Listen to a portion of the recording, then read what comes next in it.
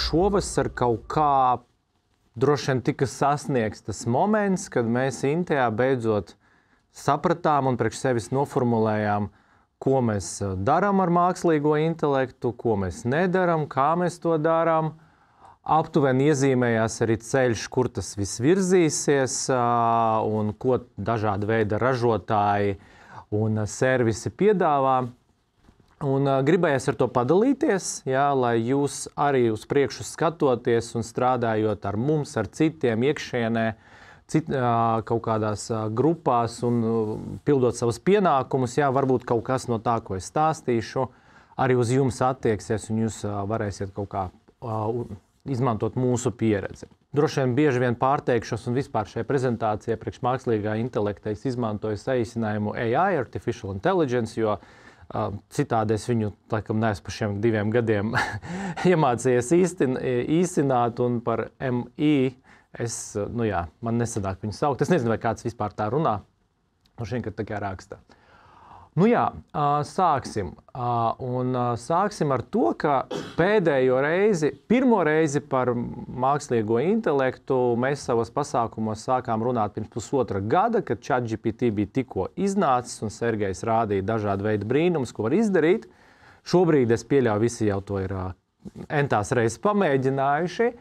Pirms 12 mēnešiem atkal bija tas pirmais posms, kur mēs jau varējām kaut ko noformulēt arī priekš sevis, priekš e-mācībām, mācībām kopumā. Un toreiz te es iekopēju patiešo Sergeja slaidus. Tas kopsavilkums un tas, par ko toreiz mēs runājam, par stāvokli, kādā ir mākslīgais intelekts un īsumā, par to, kad ir liela turbulence, vēl nav skaidrs, kas ko kā, viss kaut kas jauns parādās, runā par visu kaut ko sola. Daudz no tiem solījumiem īstenībā nav piepildījušies šajā brīdī. Sergejs runāja toreiz par to, ka tas māk lasīt, tas redz, tas dzird, ka tā ir jau bija toreiz kļuvusi par normālu daļu no mūsu darba kaut kādos aspektos. Un visbeidzot, par to, ka pareizi rakstīt promptus un pareizi strādāt ar ChatGPT, bet ne tikai. Tas ir, principā, ir tāds reāls darbs. Šobrīd promptu inženieris ir profesija vai darba sludinājumos to var redzēt. Ne Latvijā, varbūt kaut kur Latvijā arī, bet lielās korporācijas, kur ļoti daudz strādā, ir tāda profesija. Pirms gada mūsu tādi 3 ieteikumi par mākslīgo intelektu bija šādi. Pirmkārt, ka katram uzņēmumam ir jāveido sava politika vai kaut kādas vadlīnijas, jo jūsu darbinieki visu kaut kā mēģinās darīt, un jūs nebūs iespējas to nokontrolēt, un principā viņi var gan noplūdināt kaut kādu informāciju, gan kaut ko izdarīt neatgriezenisku ar to visu, vai sabojāt uzņēmumu reputāciju, kas noticis ļoti daudz. Un arī mūsu klientu vidū, paldies Dievam, šeit viņi nav, kad mēs saprotam, ka mēs saņemam materiālu priekšējām mācībām, un tas ir ChatGPT ģenerēts, ļoti sekls, ļoti neprecīzi, un principā cilvēks gribēja iekonomēt 2 dienu darbu ar 2 minūtēm ChatGPT. Otrs liels ieteikums tajā brīdī bija, kad visi ir jāapmāca par AI, jo nav neviens praktiski darbinieks, katrā gadījumā neviens biroja darbinieks, kurš var paiet garām šobrīd mākslīgajam intelektam un kaut kādā brīdī nenonākt saskarē ar to. Un visbeidzot bija tas, ka strādāt ar mākslīgo intelektu, tas ir vēl viena digitālā prasme. Nevajag no tā ļoti baidīties, tā nav kaut kāda jauna profesija, tā ir vienkārši diezgan liela, bet tā ir prasme, kas jāattīstā, un katram tā ir sava, protams. Ja es rakstu tekstus, tad tā prasme ir par to, kā strādāt ar tekstu, bet visi mēs strādājam ar tekstu. Bet, ja es veidoju animētus video, tad tā atkal ir prasme tikai citādākā veidā un ir cits paveids. Un tagad pagājuši 12 mēneši, gandrīz 11 kopš iepriekšējās prezentācijas, un man gribējās kaut kā savilkt kopā un iedot arī jums kaut kādus, es negribu teikt ieteikumus, bet drīzāk mūsu pieredze, jo katram savs konteksts, un pakomentēt to mūsu kontekstu. Un es runāšu tikai par mūsu kontekstu, tātad e-apmācību, varētu teikt, paplašinātu mācību veidošanu. Sākšu es droši vien ar to, ka mēs izmantojam šobrīd mākslīgo intelektu vairāk nekā pirms 12 mēnešiem. Grūti pateikt, cik daudz vairāk, bet ievērojami. Reiz 2, 3 noteikti. Ja dažas lietas atceros, pirms 12 mēnešiem mēs darījām ar rociņām, ko mēs tagad vairs nedarām. Un faktiski ir 4 jomas tā ļoti globāli, kurās tas parādās. Pirmkārt, tā ir komunikācija. Te es domāju gan iekš komandas ar klientiem, sadarbības partneriem, darbs ar saturu, kā jau arī stāstīja pirmajā prezentācijā Solvita, teiksim, ir tā satura daļa, apmācība izstrādē ļoti liela, un šeit mākslīgais intelekts palīdz. Es parunāšu par to, kādā veidā. Tad ir multimēdiju pasaulē, dizains, video, animācijas. Tur īstenībā tā izaugsme, man liekas, ir krietni visstāvākā ir bijusi šajā laikā. Un pēdējais ir tīri mācību izstrāde vai programmēšana, varam tā to nosaukt. Respektīvi, šeit arī savā ziņā ir visi intējas procesi. Ja man pateikt, kas ir mūsu 4 lielie posmi mūsu darbā, tas ir komunikācija ar klientu, sadarbības partneriem, ekspertiem un iekšienē. Tālāk tas, kas notiek visā projekta gaitā, bet principā pats process ir pa lielam ir tāds, ka sākumā tu izveido kvalitatīvu saturu, tad tu to saturam piešķir visas tās multimēdija iespējas un visas tās kreatīvo daļu, tad pēc tam tas viss jāsaliek kopā. Tā kā, principā, gandrīz 100% atbilst mūsu procesam. Un es domāju, cilvēki, kas strādā mācību jomā, daži no jums varbūt pat noklāja visus, ja paši dara kaut ko, arī ražo mācības, iekšienē. Noteikti komunikācijas saturs noteikti uz visiem attiec. Un es šodien gribēšu, katru no tām jomām arī apskatīt. Komunikācijai veltīšu vismazāk laika, jo jūs visi strādājat tos pašos rīkos un izmantojat tos pašus rīkus, ko mēs. Zoom, MS Teams, nezinu, kaut kādi vēl tur Google zvani, kā viņi saucas. To visu var, to jūs visi izmantojat, un tad principā te mums, es neatklāšu nekādus noslēpumus, kaut kādu piezīmju veidošanu, notikšanos, transkripcijas, ja tu intervē kaut kādus ekspertus. Pirms gadiem tā bija vienkārši nāve. Ja tu nointervē ekspertu ar diktafonu, pēc tam sēdēt to pārdrukāt, šobrīd, protams, tas sekundžu laikā, ne tikai angliski, arī latviski plus mīnus kaut kas tur viņam sanāk, atvieglot darbu. Kopsavilkumi, bez šaubām no šīm tikšanās kaut kādas minētas tā saucamie, un arī vēstuļu rakstīšana. Nereti ir tā, ka tu sēdi, tu zini, ko tu gribi pateikt, bet tev nesanāk to pateikt tā, lai kāds neapvainotos, vai ne? Vai gluži otrādi. Tā kā, tas viss ir, tā mēs negribam veltīt ļoti daudz laika, gribam veltīt laiku kaut kam citam. Ne tiešā nozīmē, bet īstenībā tam, kas mācībās ir centrālais, tas ir saturs. Un pa lielam mēs jau arī, man liekas, ar Sergu esam to atkārtojuši 100 reizes. Ja ir kaut kas, kam mācībās ir jābūt labam, tas ir saturs. Jums vairs nebūtu tur ļoti skaistas bildes, jums vairs var nebūt superīga navigācija, Word dokumentam navigācija, tā sev, bet ja ir labs saturs, to skatīsies un lasīs un tā tālāk. Un, protams, ka intējai domājot par saturu un par mākslīgo intelektu, tas bija pirmais, un pateicoties ChatGPT arī loģiski, un kur mēs sākotnēji visvairāk arī un joprojām skatījāmies. Un tas, ko mēs esam sapratuši, un mūsu atziņas ir šādas, ka pirmkārt mākslīgais intelekts ir ļoti labs uz ideju ģenerēšanu. Ja? Koncepciju ģenerēšanu. Nav tā, ka ar pirmo piegājienu tas tev iedos ļoti labus ieteikumus, bet principā, kā vienā konferencē šogad Londonā teica viena runātāja, viņa teica, ziniet, ChatGPT, ar ko ir forši, tas ir tāds kolēģis, kurš nekad nav aizņemts. Tur viņu vienmēr var parunāt. Viņš tāds, viņš ir nedaudz tāds, viņš nav gudrākais kolēģis tavā kolektīvā, viņš nav pieredzējušākais, bet viņam ir laiks tev vienmēr. Ja? Un, teiksim, izraut kaut kādus cilvēkus, mēs tagad pabrainstormosim, ir dārgi, grūti, cilvēki aizņemti.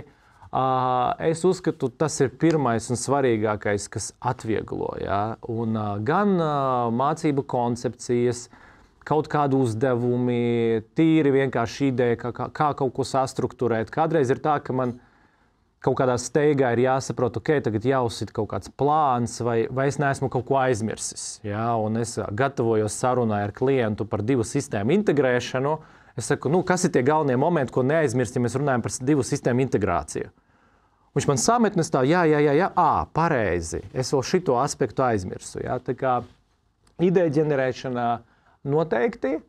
Satura radīšana, es tagad pārlikšu šim punktam, jo es par to gribēšu tā detalizētāk parunāt atsevišķi, bet tas ir svarīga daļa, bet te vēl būs jāatgriežas, bet satura pielāgošana un pavairošana, tur tas ieguvums ir ļoti liels. Ko es ar to domāju?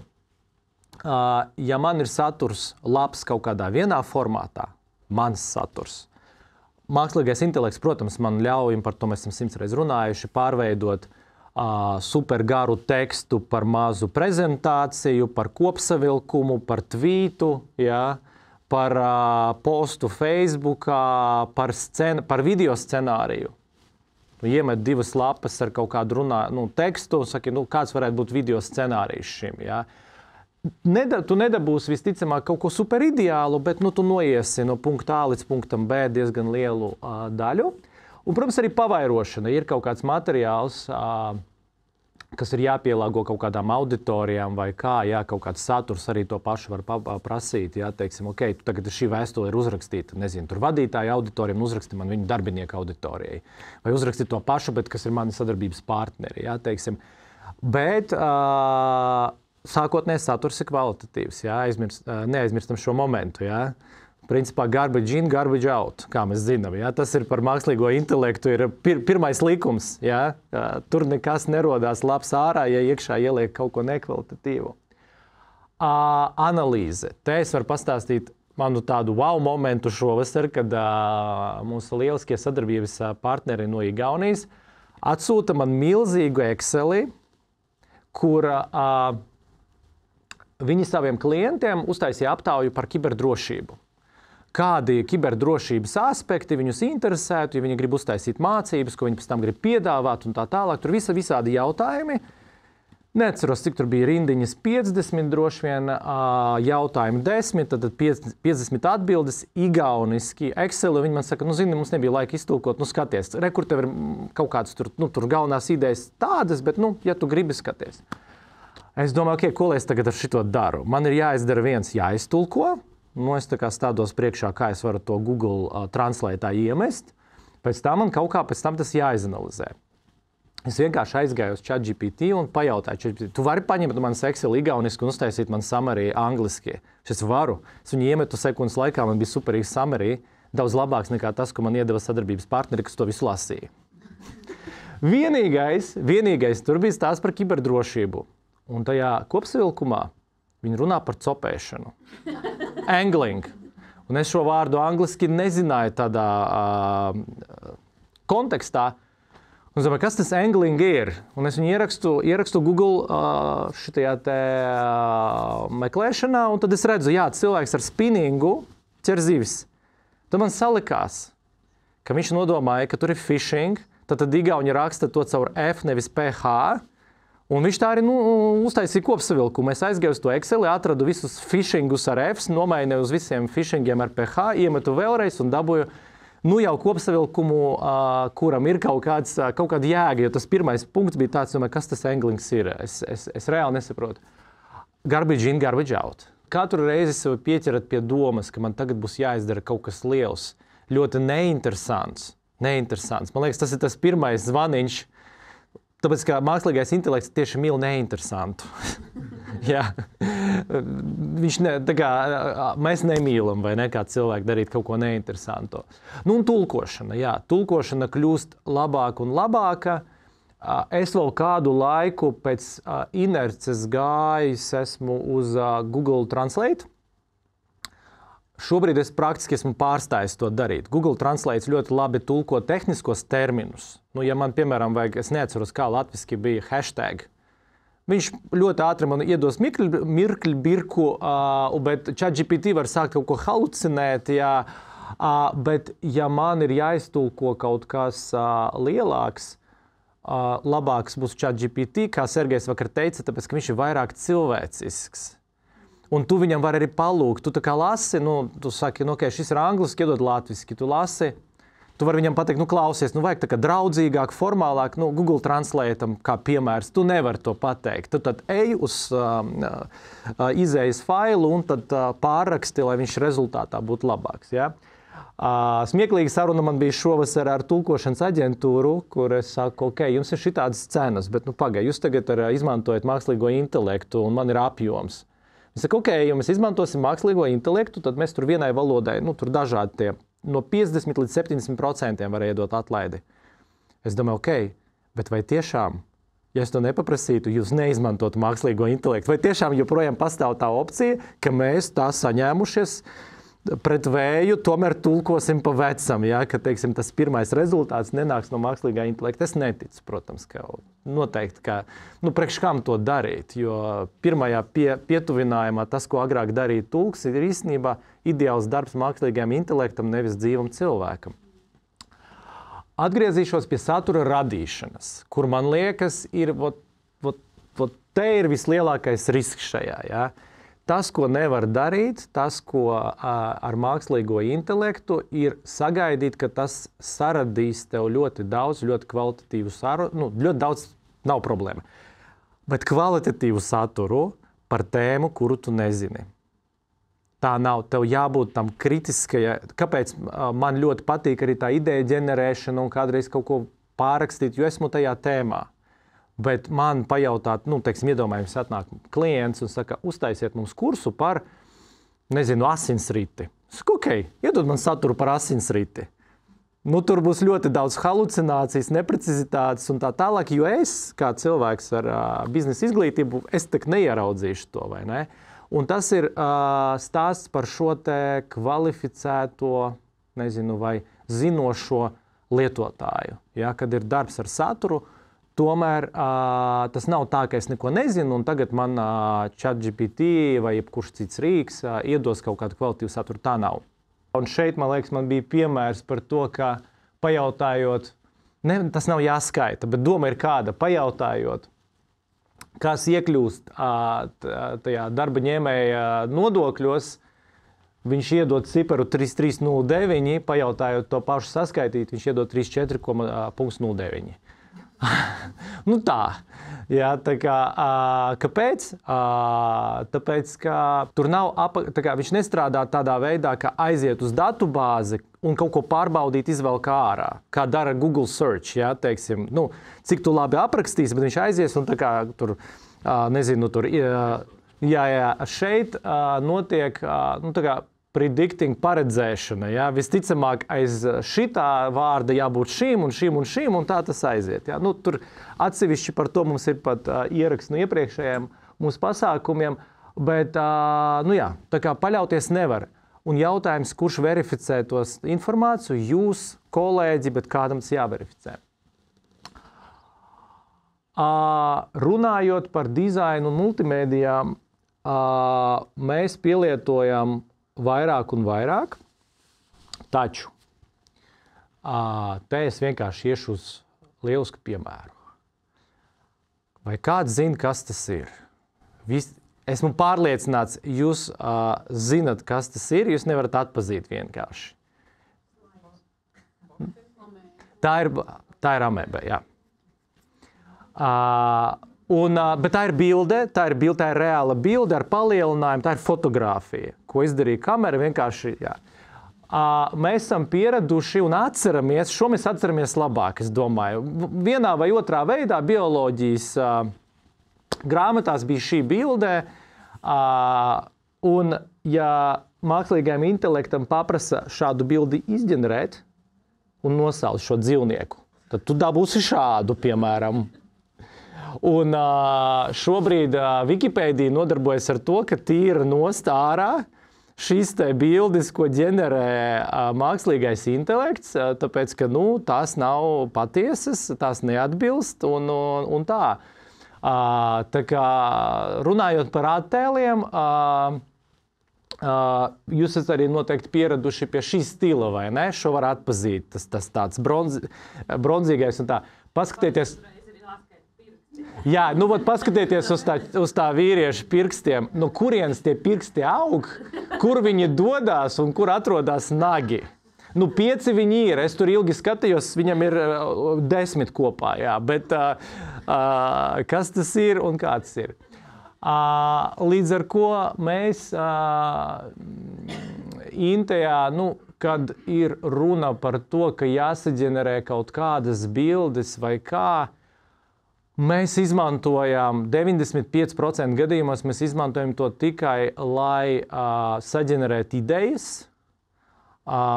stilus, jā, tas ir tāds pats sākuma darbs. Kādreiz mēs varam palūgt saģenerēt kaut kādu atsevišķu ilustrāciju vai vairākas ilustrācijas, bet problēma ir tāda, tur nav konsistences. Jā. Stils ir ļoti labs, bet ja jūs pieņemsim, ka jūs tie pirksti nesatrauc, jūs varat nogriezt vienkārši, bet dabūt otru tādu pašu bildi, kur šie paši identiski cilvēki tagad nevis sēž pie galda, bet stāv pie kafijas aparāta, jūs nevarēsiet. Nav tāda prompta, kur jūs dabūsiet to pašu. Un tas ir galvenais, pie kā, cik es saprotu, šobrīd arī strādā, ka problēma ir ar mākslīgo intelektu šajā te ziņā, ka dabūt to konsistenciju, jo tad, kad tu sabildē kaut kādu modeli, tu dabū viņu visās pozās, kā tev vajag, tas pats cilvēks, viņš izstās pēc cilvēka, viņam pēkšņi neizauga vēl viens pirksts vai acs. Šeit tas ir, šobrīd es saprotu, vai es neesmu redzējis, ka tas ir pārvarēts. Ja mēs runājam par skaņu, jā, un mēs runājam par video, skatāmies uzmanīgi uz šo balerīnu, viņa arī mākslīgi ģenerētā. Nezinu, vai esat redzējuši, šis ir tāds diezgan populārs, tur paliek interesantāk. Pagaidām mums viņa ir viena, un tur tās kājas tur tā. Bet, jo tālāk mēs iesim, tur...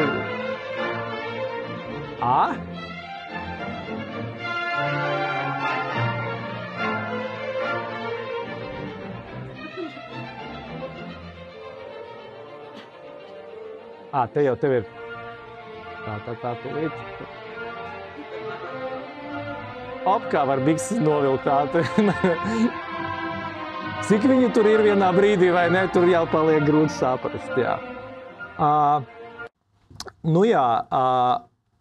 Savukārt, tas bija, tas, ko es gribēju pateikt ar to iepriekšēju piemēru, ka redzēt, tad, kad tu paprasi mākslīgajam intelektam kaut ko ģenerēt no nulles, to video vai bildi vai kā. Joprojām īpaši nestrādā, un es ļoti cieši tam sekoju, bet tur tā tehnoloģija, viņa būs.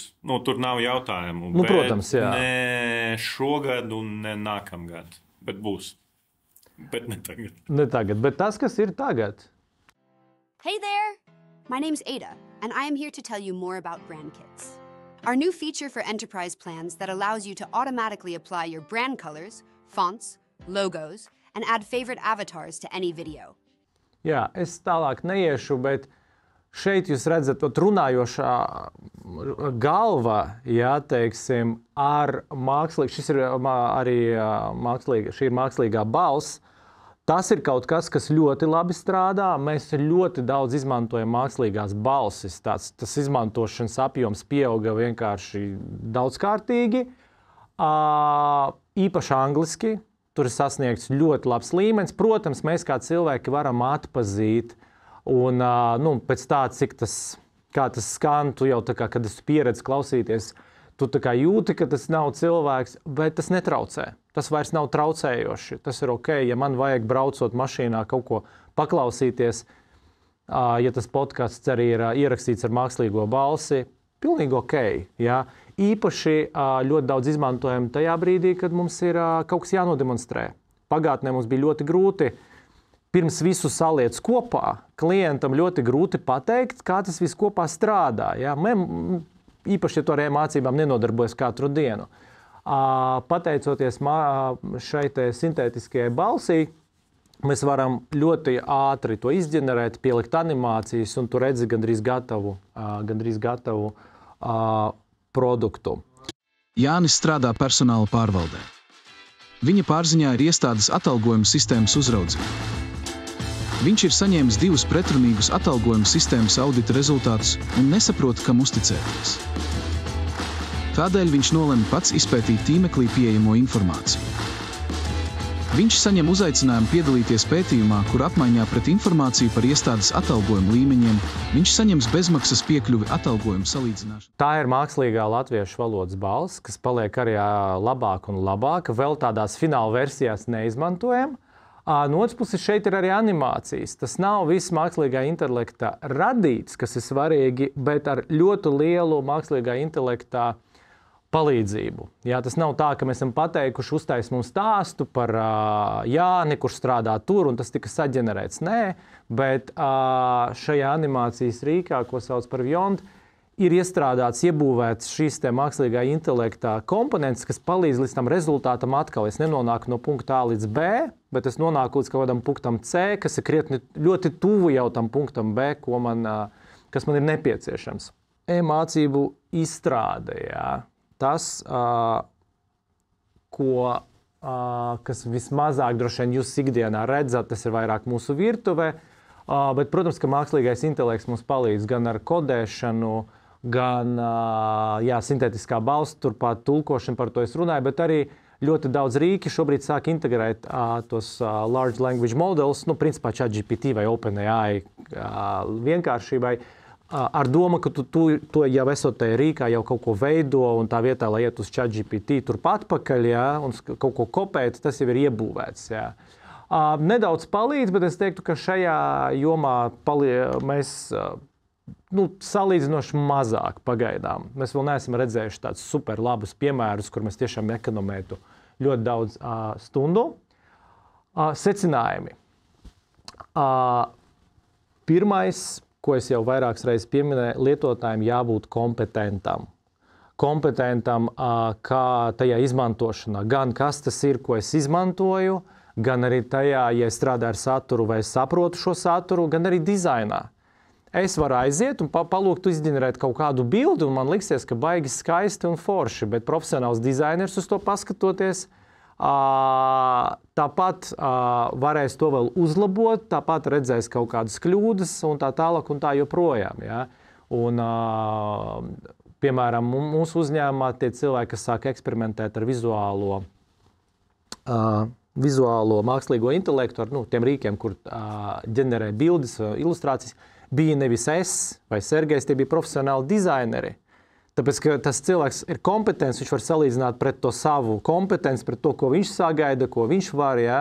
Tā kā tas neatceļ kaut kādas lietas. Otrs ir, jātrenē līdz ar ko prasmes, protams. Jā.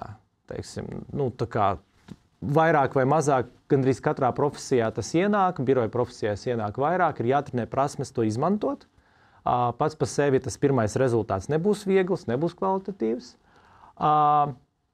Kā jau mēs runājām, jāveido politikas lietošanas vadlīnijas, jo es šodien vispār nepieskāros visiem riskiem un visām tām sliktajām lietām, jo par to var atsevišķi runāt. Un tāds secinājums ir, ka tas drīzāk pātrina kaut kādus procesus, atvieglo varbūt, bet noteikti neaizstāja. Praktiski tāpat neviens process nenotiek 100% autonomi. Ja, kad, teiksim, ChatGPT saģenerē vēstuli, tu pats ieliek e-pastā, nosūta klientam un tad gaidam reakciju. Ja, teiksim, tāpat... Kur cits robots to lasa? Jā, kur cits robots to lasa, jā. Un visbeidzot, mēs šovasar bijām sev uzlikuši par tādu mērķi izveidot mācības par mākslīgo intelektu. Quiks ir, tas vēl nav, jūs pirmie, kas to redz ārpus Intējas un ļoti mazas Intējas izstrādes grupas, ir tāds apakšzīmols, ko mēs tagad plānojam veidot. Pagaidām tas nav izsludināts un varbūt netiks. Mēs esam tādā ļoti prototipu fāzē ar šo, tā kā bet galvenais ir šīs kurs, kas šobrīd ir gatavs. Mēs vēl tur pēdējās kaut kāds tur puteklīšus noņemam no tā, kas ir faktiski tāds visaptverošs mācību kurs, kas principā der jebkuram cilvēkam, kurš strādā birojā, kurš saskarās ar mākslīgo intelektu. Šobrīd ir angliski. Mēs šo kursu, jūs varat iegūt tam piekļuvi linka veidā, jūs varat to izmantot, jūs varat arī sūtīt droši citiem. Ja jūs gribat to pielāgot sev, jūs gribat to latviski, jūs gribat to ielikt savā mācību platformā, tad sazinieties ar mums, jo tur, protams, ar to saistīts papildu izmaksas, tas būtu jau tā kā maksas pakalpojums, bet to, kāds tas ir, kā linku, kā jūs varat izmantot, te ir ļoti daudz no tā, ko esmu stāstījis, ko Sergijs stāstījis citur, bet tas viss ir vienu vietu. Un kodolīgi un saprotami, es domāju, ar to var dalīties ar kolēģiem. Ja ir kāds jautājums?